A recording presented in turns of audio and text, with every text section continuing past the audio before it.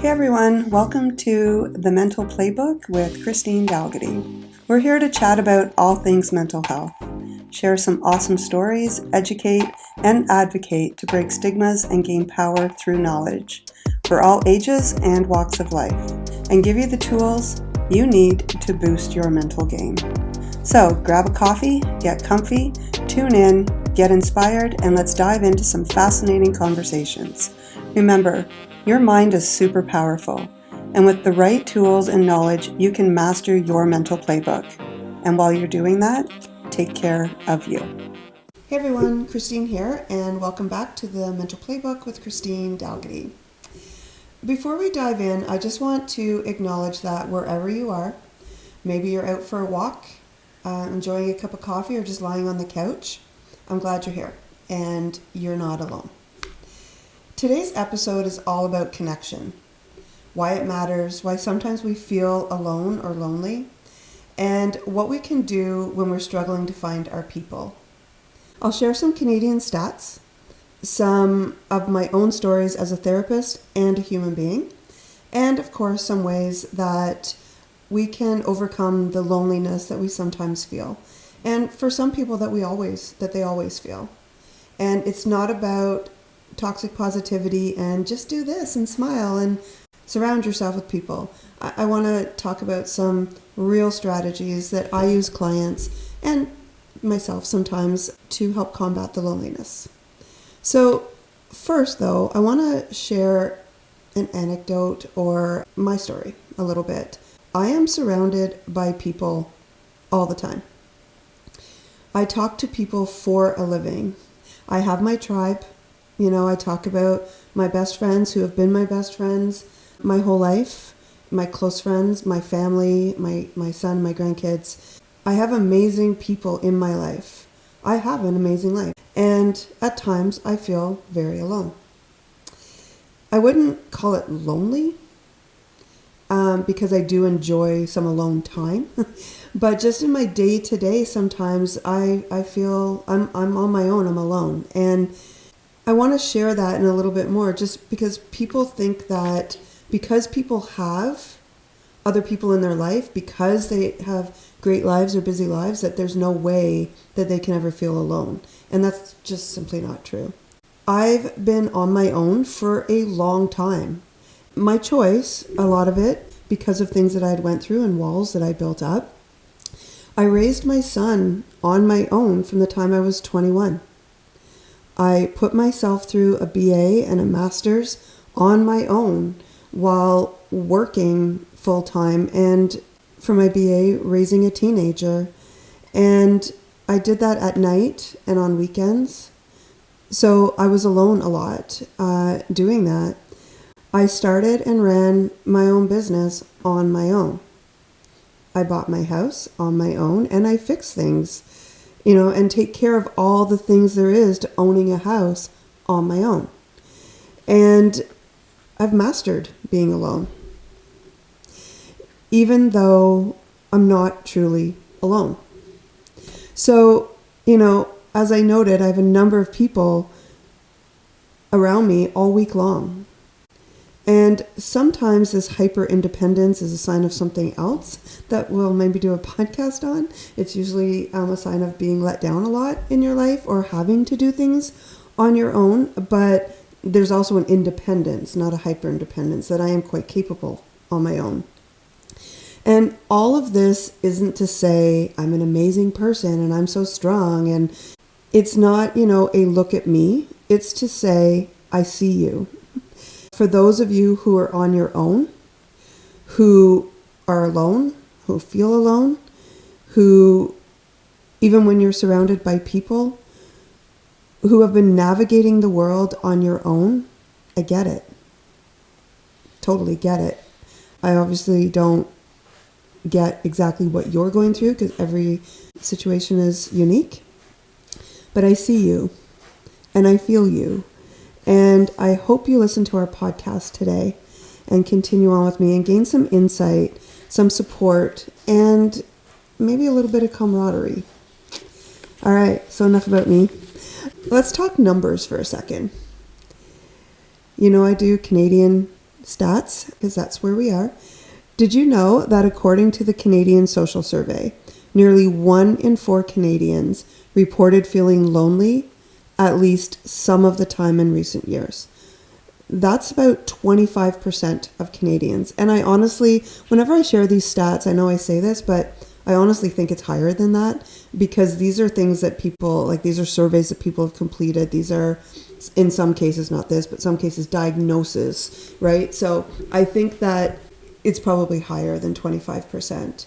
And for some groups like young adults and seniors, those rates are even higher. I know a lot of seniors. Sometimes, I remember earlier on in my private practice, and I had a supervising psychologist, a consulting psychologist, and I had 2 clients that were seniors, and they would come to see me, and I felt like I was robbing them in some sense. I felt like I was not being a therapist. And my supervising psychologist said, they're lonely, and they're coming to see you, and they're telling you all of their stories, and you are validating them, and you are listening to them, and you are not dismissing them. And sometimes they're repeating their stories each session, and you are validating them, and you are listening, because they are so lonely, especially during COVID. And so I was like, okay, I still feel a little, sometimes I want to just go and have coffee with them instead, but I have a professional ethics and a business to run. But I've seen more and more since COVID, seniors who are very lonely. And during the pandemic, the numbers that I'm talking about spiked, right? People that never felt alone. You look at seniors who have lost a spouse, and, my father, he has 4 kids and had 4 kids and grandkids, and we used to go there every Sunday, all of us, and have coffee and talk, and, my uncle would come and everything, and that all stopped, and I saw him decline. I would get his groceries and have to drop them off at the door because he had COPD and he was really scared of us being close to him.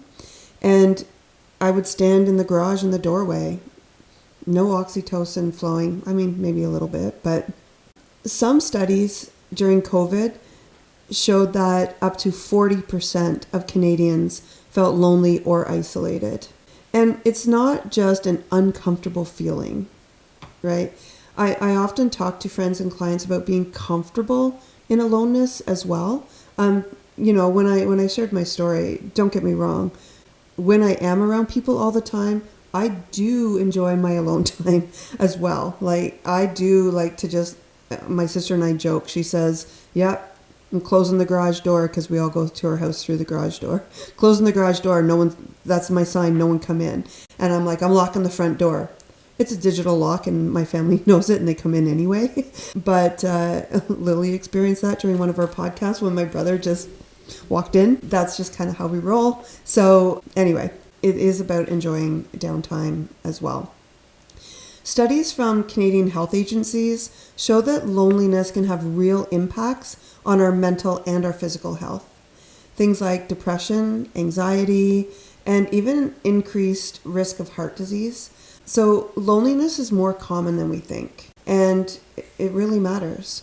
So let's start by naming it, okay? Loneliness isn't just about being physically alone. And that's why I said all those examples were, I'm on my own. I'm alone in a lot of it, but I'm not lonely, right? There's a difference between those. And I'm comfortable being alone and on my own, except for when I have to lift really heavy things and stuff, and I get frustrated putting things together, or I'm up on a ladder 10 feet in the air because I'm too stubborn to ask for help. And then I'm like, this is the only time I wish someone was in my life. Not really, but those are some of the times. But even at that, I find ways. I use blankets to carry dressers up the stairs. And I actually just saw a TikTok of a woman doing that. And I was laughing out loud because some of the stuff she was doing, trying to get a big cabinet on a counter. And I was like, I do that. And I did that. And just the way she navigated it. So it's kind of cool. Anyway, I'm off topic. All right. So loneliness isn't just about being physically alone. It's about feeling emotionally disconnected, even when you're surrounded by people. And I'm sure everyone has felt that at some point. I've been in a room with a lot of people and just kind of felt disconnected in that moment because there was a lot going on. But loneliness is, you might be surrounded by people, but you feel like nobody sees you, and you feel like you're completely alone and isolated in those moments. It's, we kind of describe it like this ache that you're not being seen. You're invisible. You're not being understood. So it's not just about physical presence, right? Loneliness can be that you feel like you're not being understood, you're not being known. And it's deeply human. I think everyone can probably say that they may have felt that way from time to time, but clients that come to see me about some of this stuff, it's like they feel that way most of the time. Just a clinical note, loneliness actually activates the same brain regions as physical pain. So it's not just in your head, right? Obviously it is, but it's not, because it activates those same regions as physical pain. So that ache you feel, I'm not saying that loneliness makes you feel physical pain. I'm just saying that it activates. So that's that that you feel when you're feeling lonely. It's in your nervous system, not just in your head. There's common triggers that I see in my office: life transitions, grief, trauma, social media comparisons. I know we talk about that all the time, but we talk about it all the time because it's a thing. People feel lonely when they see all of this social media stuff of people enjoying their lives with other people. And as I've said numerous times, it's a snippet in time. It's a moment. It's not necessarily what that person's life is like all the time. And maybe it is. Maybe that person is around people all the time. I know for myself, if I do post on social media personally, it's usually pictures of me playing with my grandkids or with my friends or with my family, like at Thanksgiving and stuff like that. So it might look like I'm surrounded by people 24/7. I am surrounded by people a lot, but I'm not on the weekends and stuff all the time, right? So some of those comparisons. Other triggers can be chronic stress and even success that isolates you, right? Success can isolate you too. And I was just having this conversation with my brother last night. Just some of the, he made a comment, and I'm like, about my business and how busy we are. And I said, but people don't see all the other stuff, right? They don't see, people think that because you have a busy practice or something, you must be this rich person who's living this charmed life and this. No, there's so much other stuff that goes into it, and that can be very isolating as well when people don't understand, but also the amount of time that you put into it that you can't put into other things. So it's just, I'm a CBT therapist, so perception is everything, right? How people perceive forms opinions and the lens that they look at things through. All right, let's take an even closer look at what loneliness is from a therapist point of view. It's not just about, and I've said this, but it's not just about being alone or having a quiet weekend. I enjoy quiet weekends, right? Most people do enjoy quiet weekends. I was so excited that Thanksgiving weekend being 3 days, I didn't have any obligations. I think it's the first time in months. And I was so excited to just have a quiet weekend because my family was all busy and we couldn't do our Thanksgiving dinner then. So we did planned it for a couple weeks later. And normally I would be like, oh, well. And I was like, yay.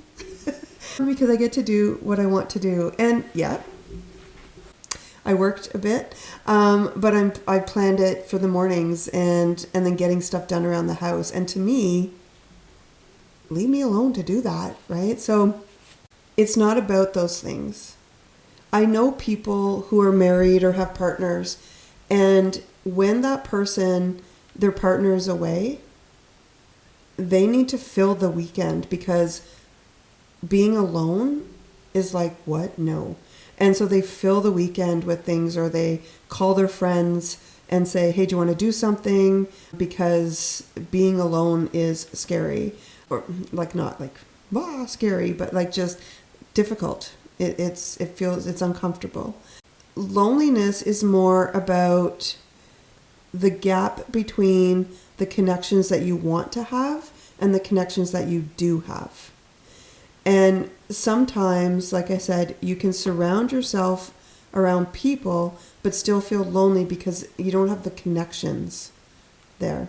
And I gave some like grief and stuff like that, but some other common causes can be moving to a new city. I have some clients that moved to this area, and it's a rural community. Even if they don't live directly in my town, it's still, the whole community is rural, neighboring towns as well. And so they moved from a city to a small community. That can cause loneliness when you're used to being surrounded by people or having more connections, but also moving and not knowing anybody, right? Another thing can be losing a loved one, the loneliness that can bring. Retirement can bring loneliness. I've said that grief is a significant change or loss in a familiar pattern of behavior. And people don't think or don't realize how many clients we get who have retired and are grieving and feeling lonely. And you are in an office setting or a factory or a hospital or whatever you were doing, most likely you were surrounded by other people. And that can also, retirement, that can also be how we went to, remote work and that kind of stuff.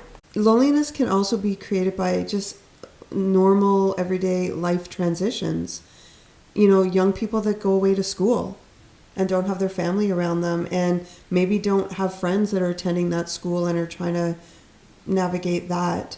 In graduating, the number of clients, something else people don't realize, the number of clients we have in grade 12, and graduating is scary for them. And everyone thinks it's this joyous occasion, and yes, it's something to be celebrated, but that's an end of something that they were very familiar with all of their friends they grew up with, and now they're moving on to maybe a new city, new town, new province or state, wherever you may be, sometimes a new country. Some Canadians go to the States on scholarships and stuff like that, or vice versa. Well, maybe not scholarships from the States to Canada, not athletic ones anyway, but that can happen, right? So starting a new job and trying to navigate that can feel really lonely when you're the newbie. Sometimes mental health struggles like depression or anxiety can make it harder to reach out too. So if you have social anxiety, reaching out and putting yourself out there is really scary. The anxiety brain convinces you that no one's going to like you, and they're going to think you're weird, and you're going to be alone forever. And like I said, for our listeners who live in rural areas or newcomers to the country, these feelings can be especially strong because, I love living in a rural community, but if you're not used to that, it can be really difficult. And I know people who may have grown up in a big city and for whatever financial or logistics or whatever, had to move to a small community, and they feel really lonely and isolated.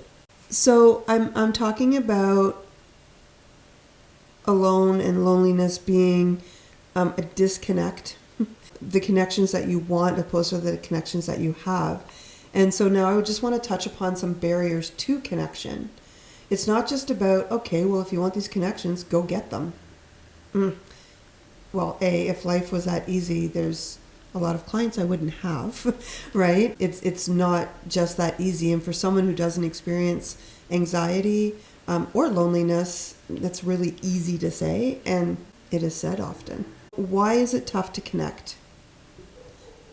It's not like we don't want to, right? Why is it tough to connect even when we want to? There's some hurdles, and I'm going to share those hurdles with you right now, 3 of them. there's social factors. So maybe you don't know many people in your community. Maybe you're new to the community. Diversity, where I live, is not huge. It is a little rural Canadian town, and we have much more diversity in our community now than when I was growing up. And, for anyone moving to a new community, you may feel different because, especially if you're coming from the city into a small town, you could feel different, right? When I'm in a city, even though I'm not living in it, I'm like, whoa, we're not in Kansas anymore, right? I'm in a big city for about half an hour and I'm like sensory overload and feeling like, whoa. So same, city to rural to city. It could just be a variety of reasons why you might feel different. It could be background, language, interests, anything. So you may just feel different in the community. Emotional barriers. So there could be a fear of rejection, putting yourself out there. There could be mental health issues, social anxiety, depression, low self-esteem. With social anxiety, people think that people aren't going to like them. It's really hard to open yourself up and put yourself out there. One of the key things of social anxiety is you fear judgment. You might believe that nobody's going to understand you. The people that you're trying to reach out to aren't going to understand me. You may have had difficulty fitting in. I have a lot of adult clients who had a really hard time making friends when they were children. And some have said to me, and now I'm an adult and they expect me just to go make new friends, right? And some have moved to this community and they're like, it's a beautiful community. I love it here. But people say, everyone's nice. Just go make friends. I could never do it before. So why am I doing it now? Right? So there could be that as well. We just think that just go make friends, go volunteer and go do things. And I'm going to give some of those as ways to combat the loneliness, but it doesn't mean that it's easy and you just go do it. There's also technology barriers, right? Technological barriers. Social media, as I've said, can be a double-edged sword. It gives us a way to connect to people, for sure. But so many things. It gives us a way to connect to people, but sometimes just sitting scrolling can be isolating. Sometimes just talking to people on social media makes it very easy for you to not see them as a human being behind that screen. And it's easy to ghost and block and make comments, people making comments to you. If you don't like something, just blocking somebody or not dealing with it. So the dehumanizing part of it can be a barrier. And then the other parts we've talked about, seeing other people living their life and you not feeling like you are, can be a barrier. So like comparing ourselves to others is a huge barrier. So if any of this sounds familiar to you, which I'm pretty sure it does because I see it every single day in my office and in my personal life, you're not alone in that, right? So let's talk about some things that will actually help us. Finding the connection, some practical strategies. It doesn't have to be a huge network of friends. For many, 1 or 2 meaningful relationships are enough, especially as we get older. And we've talked about that in other podcasts, right? As we get older, it's more of the quality over the quantity of friends. We start to try to find people who really align with us, align with our values, our interests. We don't want the drama and everything anymore, right? So sometimes it's just 1 or 2 meaningful relationships. So here are some ways that you can build connection when you feel alone. These are ways that I work with my clients in building, ways that I've done things. Again, being born and raised in the same small town, a lot of those connections have already been formed. But there are times that I may dabble in some of these. And this, I hate toxic positivity. I talk about it. So no toxic positivity here. No, just go out more. Just do this. Just smile. Be happy. Go up to people all the time, right? It's not that kind of advice. I am going to tell you to smile at people and stuff like that, but that's just because that triggers oxytocin. I'm not going to tell you to go to a party and jump right into a conversation with a bunch of people. That's that won't help. And I'm not going to tell you to think positively and to just be grateful that you've moved to a beautiful community or anything like that. If you watch my podcast, you know that's not me. So the first thing I want to talk about is micro connections. They matter. You need to just start small. If reaching out feels overwhelming, just start with a friendly greeting.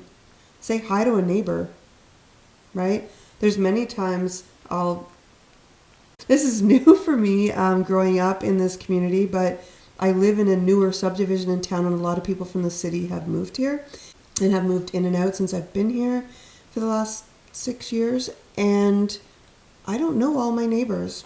First time in my life. But I'll still, even some of the ones I don't know, if I'm out in my front lawn and they're at their house, I'll wave to them, right? That's all I have to do. And they get a big smile and they wave back.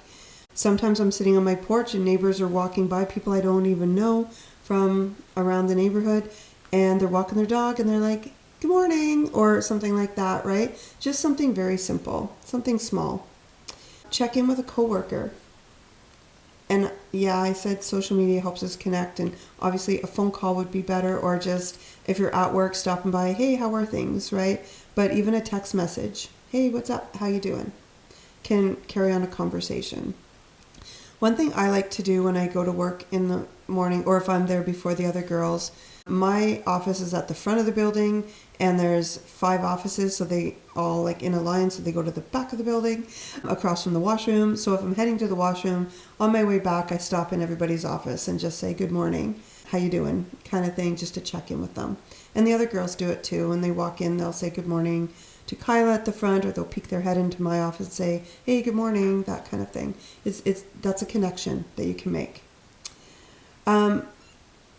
These simple interactions can make a big difference over time. So smiling when you're getting your coffee, just smile at the barista, right? Compliment someone's dog. I wouldn't go over and pet the dog without permission, but just compliment the dog. Sometimes when I see people walking their dogs, I just smile, right? I look at the dog and I smile. Or if they have their kids or grandkids or whatever, I'll get a big smile. And then especially when it's someone's grandkids, I'll smile, and then they get this like, and I know how that feels, right? It's like this pride, right? So that made a difference. And maybe that person is isolated, or maybe they do feel lonely, and you just made a difference, and you make a difference to yourself. Because when we do these things, oxytocin is released, which is the bonding chemical in your brain, and makes you feel connected and part of something. The tiny moments of social engagement regulate your nervous system, and they remind you that you exist and you matter. So part of that regulation is the oxytocin. The next one I want you to try is to name what you need. Instead of, oh, I feel lonely, oh, I don't know, ask yourself, do I need to be heard, touched, distracted, inspired? Once you name it, you can seek it more intentionally. If we just say we're lonely or we're alone, that's really broad. What are you missing? What do you need? And when we can seek it out more intentionally, like through a call, maybe a walk, a podcast, or even just journaling. Maybe we need some understanding, and so we journal it, and it helps us identify what understanding. For those of you, again, who listen, you know that I am huge on acknowledge it, name it, process it, right? Be specific. I'm all about being specific. Don't make it general. What is it that I need? Name it. The other thing you can do is volunteer. And I know this isn't about volunteer, get yourself out there. If it's difficult, that's okay. I'm not saying these, I'm giving you suggestions. Many people find community with volunteering and purpose through volunteering. I have a lot of people that, especially seniors that have retired and they're feeling lonely, they'll volunteer at the local hospital or different homes for the aged, retirement homes. those kinds of things. Schools, daycares, for schools and daycares that allow that.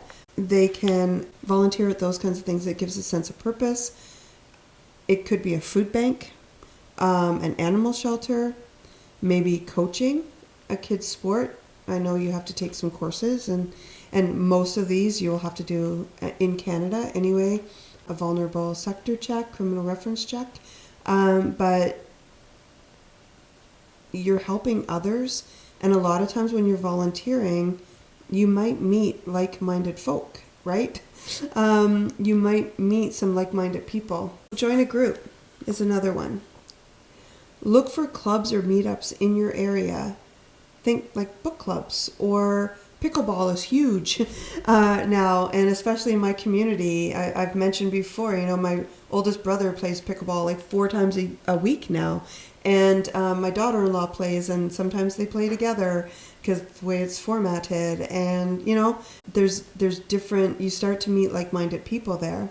Hiking groups, community gardens, different things like that. I know in my town, we have, in the summer, they have weekly movie nights, and they pick a different park, and or music, I think it's Wednesday, music in the park, but there's movie in the park and music in the park, and they pick different parks, and different people in the community go and they watch a movie or they listen to music, and that's just being around people. Now, yes, I said that sometimes you're around a lot of people and you still feel lonely, but that's still participating in things, and somebody might strike up a conversation. Some different, musical interests, you may find someone who has the same musical interest as you. Sometimes in some communities, libraries and the community centers also offer free programs that you can join. I talk to my clients about, looking at different things like with interests, because the like-minded people thing, right? You find people that understand you and that have the same interests. So that's connection. Embrace technology wisely is another one.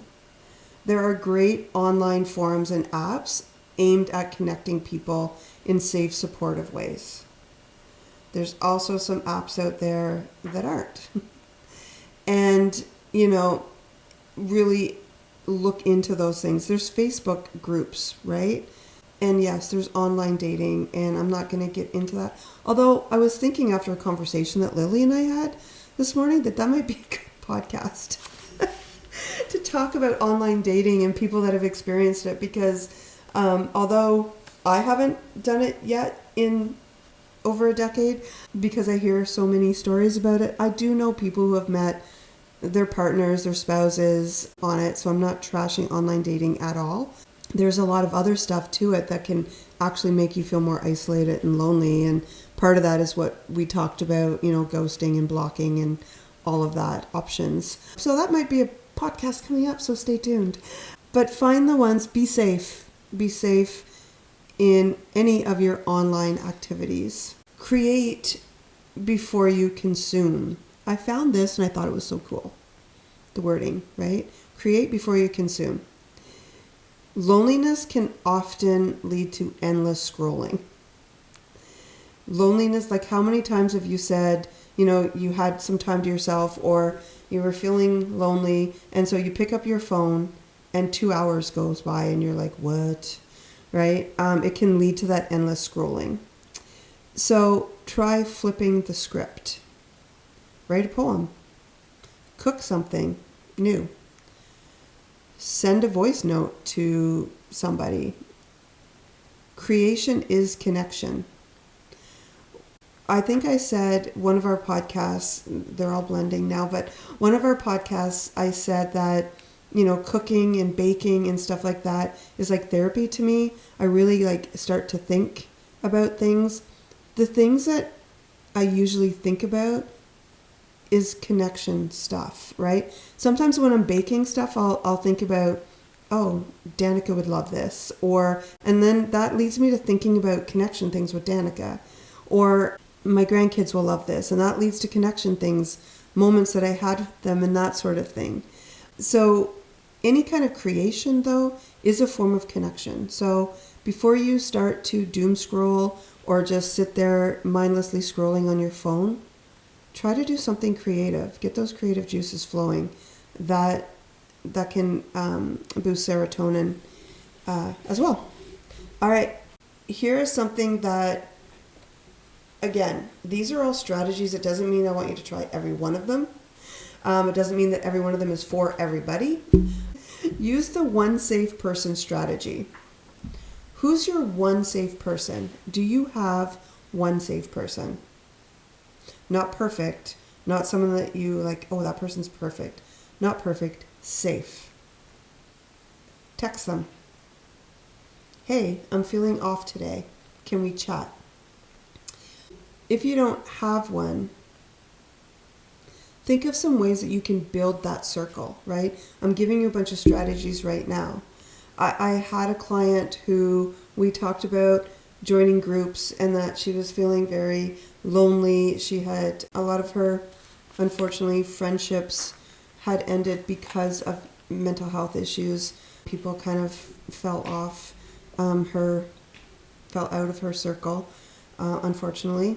And we talked about different ways that she could, engage. And so she joined some creative hobbies. I don't want to give too much identifying information. Some creative hobbies in her community. And she met a really close friend in that. That person has become her safe person, right? So if you don't have one now, think of ways that you can incorporate it.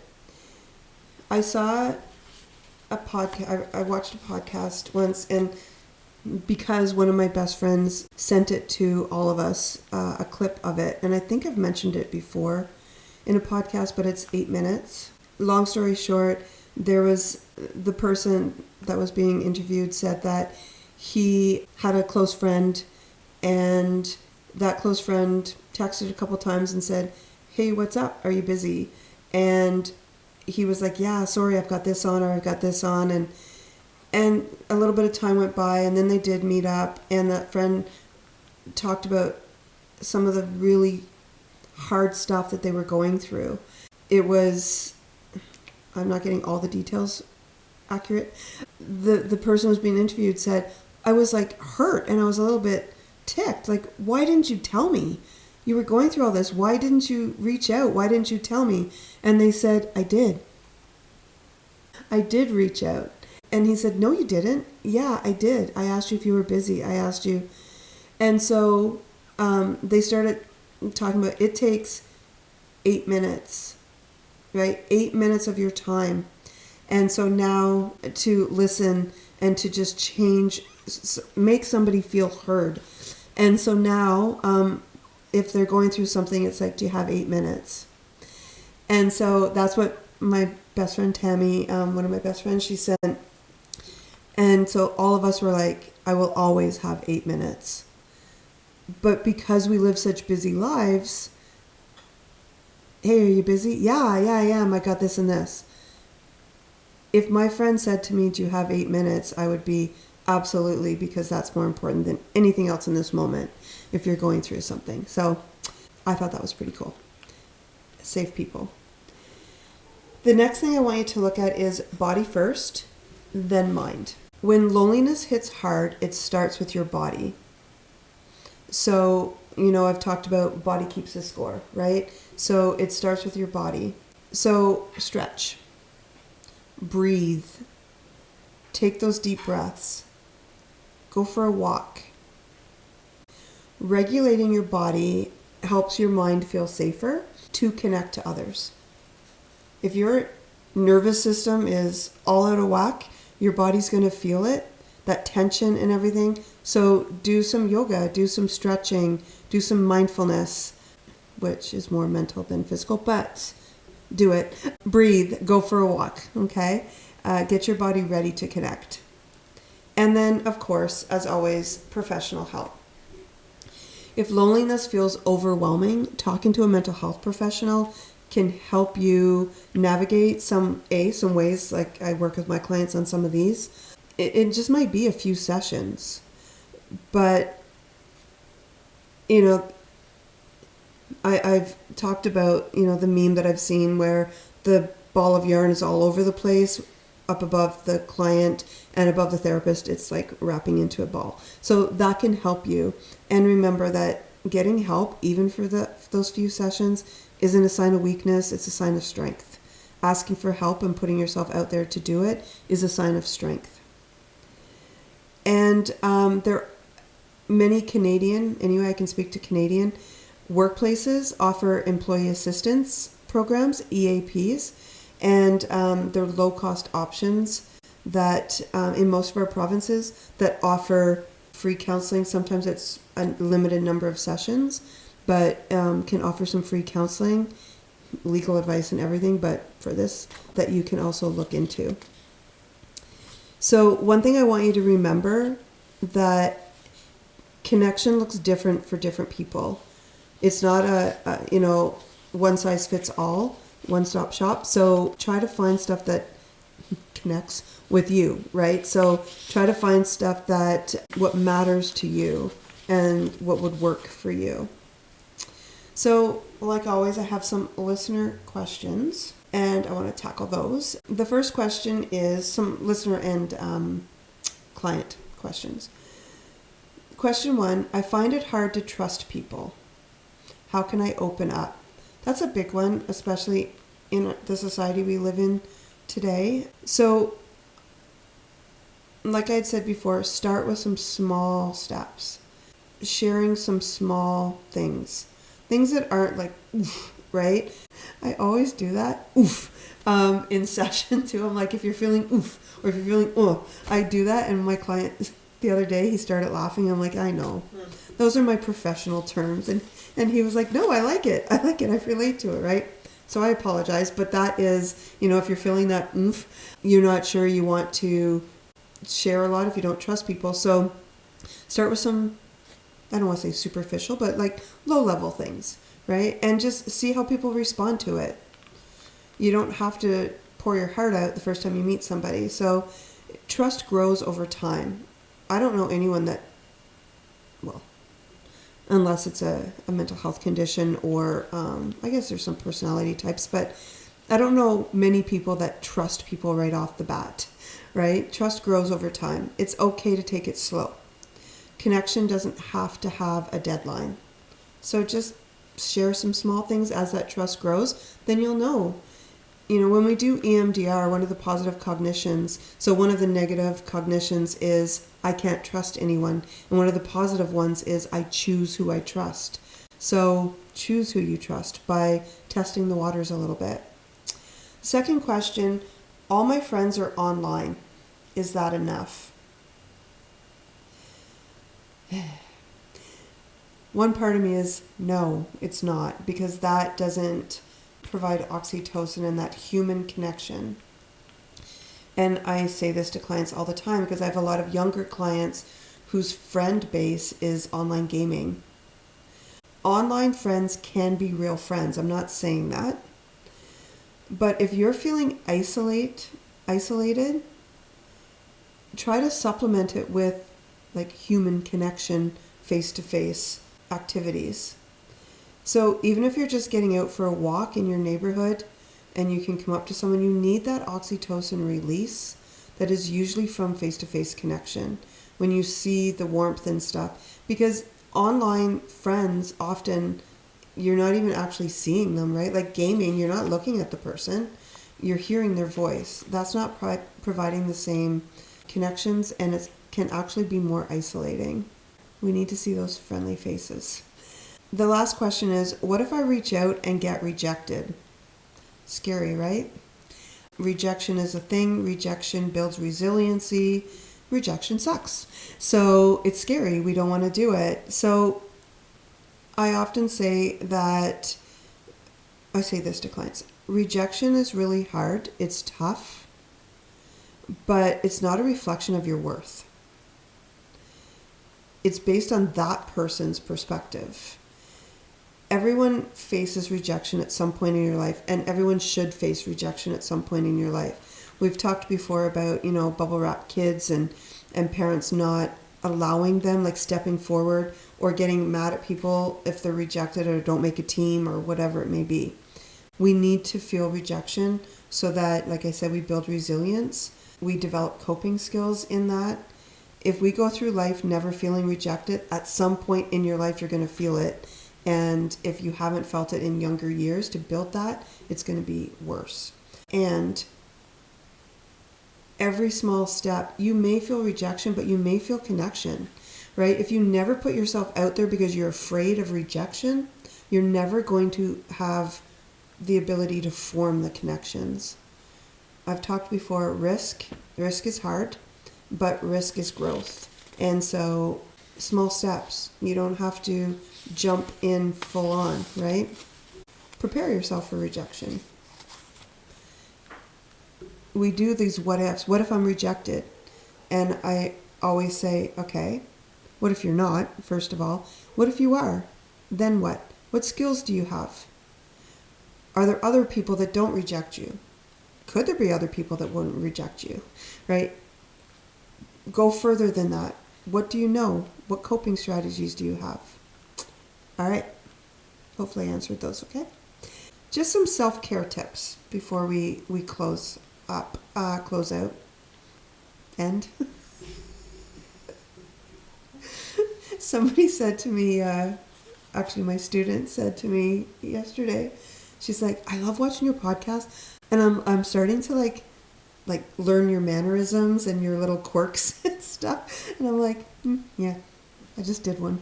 So some self-care tips, daily habits to foster connections. It's building connections is a process, right? It's not a one-time event. You may, meet someone and it's like, wow, that is such a connection. I've never had that connection. That happens. I'm not saying it doesn't happen, but usually building a true connection is a process. So here's some daily habits to try within this process. Make a habit of saying hello and smiling at people you see regularly. The difference that you can make in someone else's day just by smiling, and we've all heard the stories, right? I was having a really bad day. I was having, self-harm thoughts. And one person said hello to me and made me feel heard and seen, and that changed the whole trajectory of my day. But also for yourself as well, to help form those connections. Schedule regular check-ins with family or friends. Even a short text message or a phone call counts. Again, these aren't for everyone, and I say this, and I say it because unfortunately I do have, or have had, and do have some clients who truly don't have family and very few friends. And so I don't want people to think that I'm just saying, yeah, everyone has somebody. I don't want people to feel that way.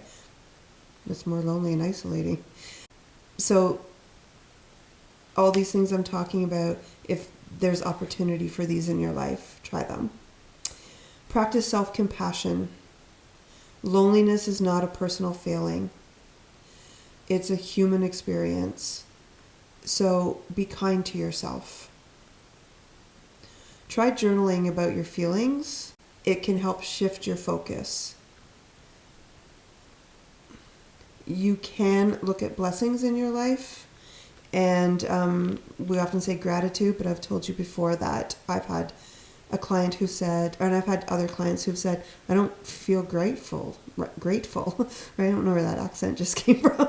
I don't feel grateful. I don't have gratitude right now, but I know there's blessings in my life. You word it however you want to. Journal it. Get it out.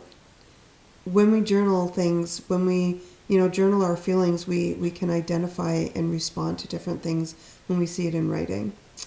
And the last one, if possible, and these are daily habits, spend time outdoors in public places. That doesn't mean you have to go to, big box store and everything. It means go for a walk in the park. Go for a walk in your neighborhood. Hang out in different places. Coffee shop, library. Spend time in the outdoors and or public places. All right.